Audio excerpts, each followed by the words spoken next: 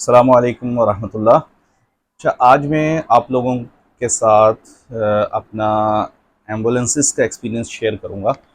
Video बनाने का मकसद ये है कि खुदा न खास्ता कभी किसी को एम्बुलेंस की अगर ज़रूरत पड़ जाती है तो कौन सी एम्बुलेंस किस तरह की सर्विस देती है, तो ये जो एक्सपीरियंस मैं आप लोगों के साथ शेयर करूँगा। क्योंकि मेरे बड़े भाई की तबीयत पहले बहुत ख़राब रहा करती थी, वालिद साहब की तबीयत ख़राब रहा करती थी, तो इस सिलसिले में हमें बहुत ज़्यादा एम्बुलेंसेस से वास्ता पड़ा है। खैर, शुरू में यहाँ से करता हूँ।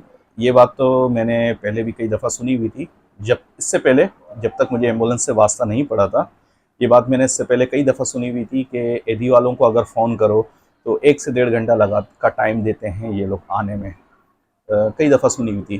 खैर, एक दिन अचानक ये हुआ कि भाई की तबीयत ख़राब हो गई।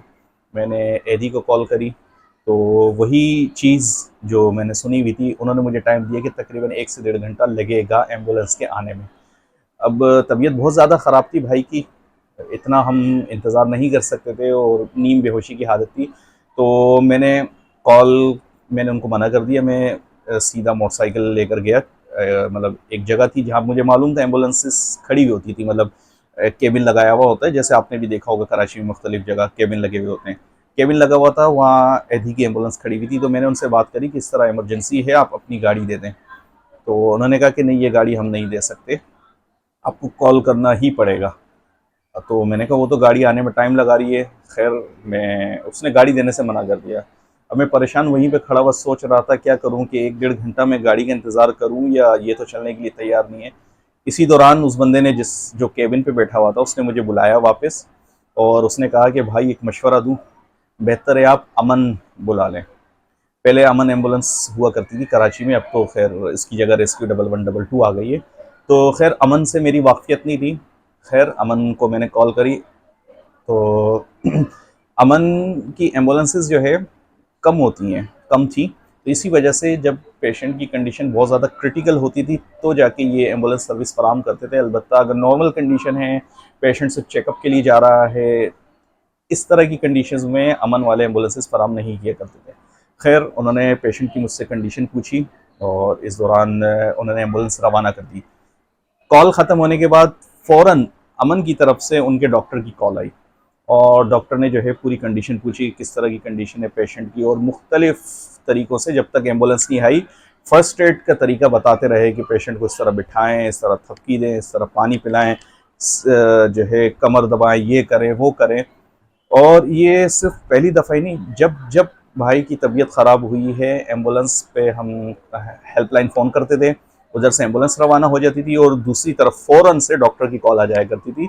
एम्बुलेंस के पहुंचने तक जितना मुमकिन हो सके फ़र्स्ट एड डॉक्टर जो है फ़ोन पे फ़र्स्ट एड दिया करते थे कि आप इस तरह पेशेंट को ट्रीट करें, ऐसा करें वैसा करें। खैर, इनकी एम्बुलेंस के साथ एक ड्राइवर और 2 अटेंडेंट हुआ करते थे। इनकी एम्बुलेंस में स्ट्रेचर भी हुआ करता था। स्ट्रेचर वो वाला पोर्टेबल स्ट्रेचर जो आपने देखा होगा स्टेडियम में, प्लेयर्स जब ज़ख्मी हो जाते हैं तो एक प्लास्टिक का स्ट्रेचर होता है जिसमें लेकर जाते हैं। तो भाई जो है मेरे सेकंड फ्लोर पे, मतलब उनका रूम था। तो जब इनकी तबीयत ख़राब होती थी, बिल्कुल ऐसी नींद बेहोशी की हालत हो जाती थी कि चलने के काबिल नहीं रहते थे। तो ये अपनी स्ट्रेचर लेकर सेकंड फ्लोर पे आते थे, उनको स्ट्रेचर पे लेटाया, लेटाने के बाद बकल-अप किया, पाँव वगैरह बांधे और फिर सेकंड फ्लोर से खुद नीचे एम्बुलेंस में उतारा करते थे। ये एक दफ़ा नहीं, कई दफ़ा ऐसा हुआ है। और हॉस्पिटल पहुंचने, अच्छा, ये बाकी एम्बुलेंस की तरह अड़ोड़ी नहीं करते कि शोर मचाते हुए, सायरन बजाते हुए जा रहे हैं।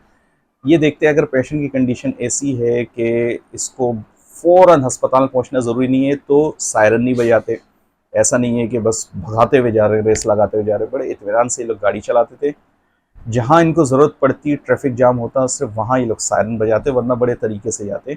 और हॉस्पिटल पहुँचने से पहले एम्बुलेंस के अंदर ही पेशेंट का ईसीजी हो जाता, पेशेंट का शुगर टेस्ट हो जाता, ब्लड प्रेशर चेक हो जाता, ऑक्सीजन की सहूलत इनके पास मौजूद थी। और इसके साथ साथ कैनोला, कैनोला पास करने में जो जानते हैं उनको पता है टाइम लगता है। कैनोला भी एम्बुलेंस के अंदर ही लगा दिया करते थे उसके हाथ में। जब पेशेंट जो है इमरजेंसी में पहुंचता तो ईसीजी रिपोर्ट, शुगर टेस्ट और कैनोला उसके हाथ में लग चुका होता था, और काफ़ी सारी जो इनिशियल जो एक फर्स्ट एड होता है वो एम्बुलेंस में दे दिया जाता था। ये इनका तरीक़ेकार था अमन का।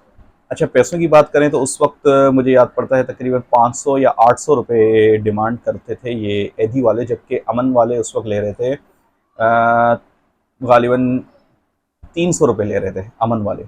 खैर बाद में फिर ये सिंध गवर्नमेंट के अंडर आ गई थी और ये सर्विस बिल्कुल फ्री ऑफ कॉस्ट हो गई थी। खैर अब इसी तरह कई दो अच्छा, इनकी सर्विस जो है ना हॉस्पिटल से घर की नहीं होती, घर से हॉस्पिटल है, हॉस्पिटल से हॉस्पिटल है, घर से हॉस्पिटल नहीं है।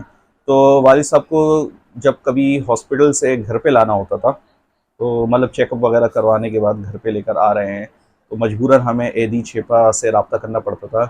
वही ख्वारी, कॉल करो, 1-1.5 घंटे बाद गाड़ी आएगी।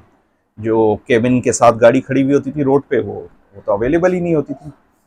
खैर गाड़ी जब आती, इनके पास गाड़ी में पेशेंट लेटाया और फिर जो हवाई जहाज़ की तरह जो गाड़ी उड़ाते हुए लेके आते थे, हालांकि हमने कहा कि पेशेंट घर जा रहा है, कोई इमरजेंसी नहीं है, नहीं, इस तरह गाड़ी ये लोग उड़ाते हैं, सायरन खोल के रखते हैं और जो गाड़ी को रेस लगाते हुए जाते हैं। ये चीज़ अल्हम्दुलिल्लाह ये अमन के अंदर नहीं थी। अब सेम यही चीज़ अमन एम्बुलेंस जो है, सेम अमन एम्बुलेंस रेस्क्यू 1112 में आ गई है। ये अमन एम्बुलेंस तो कराची में ख़त्म हो गई है और रेस्क्यू 1112 आ गई है। उसकी भी यही सर्विस है, इसी तरीके से पेशेंट को डील करते हैं, और रेस्क्यू 1112 भी फ्री ऑफ कॉस्ट है। अगर खुदा न खास्ता पेशेंट की कंडीशन क्रिटिकल है तो रेस्क्यू 1112 कॉल करें, ऑक्सीजन इनके पास होगा, अटेंडेंट होगा, और फर्स्ट एड आपको जो है एम्बुलेंस में मिल जाएगा। ये मेरा एक्सपीरियंस है, सोचा आप लोगों के साथ शेयर करूं। तो दुआओं में मुझे याद रखिएगा। अल्लाह हाफ़िज़।